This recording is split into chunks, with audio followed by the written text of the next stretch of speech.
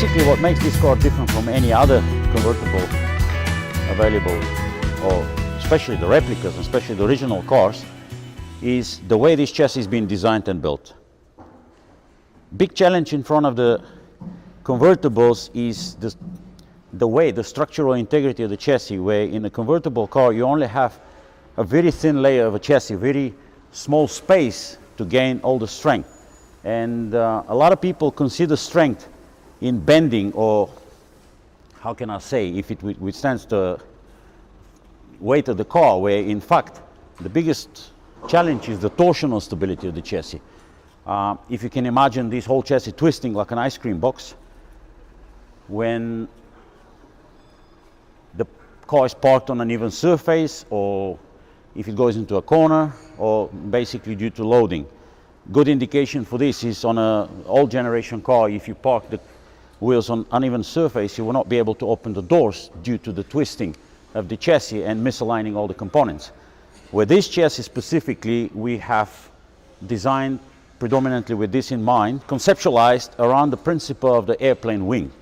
In other words, stressed skin principle with ribs inside.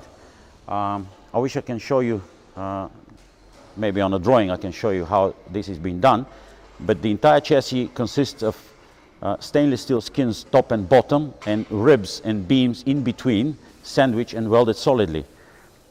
In terms of figures, the bottom section alone increases the torsional stability of the chassis by about 500 and odd%, even without the tunnel. The tunnel itself is yet another very important feature towards stiffening, especially the passenger section of the chassis, which is a large open box.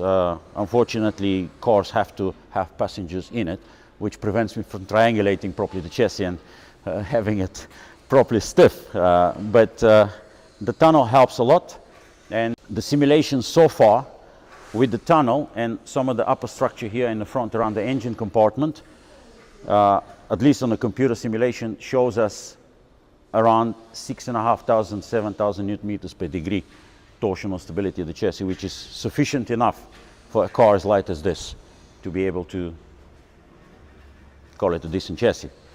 As a reference, anything below 5,000 Newton meters per degree is not a good chassis to begin with. And in convertible cars, that's not an easy figure to achieve.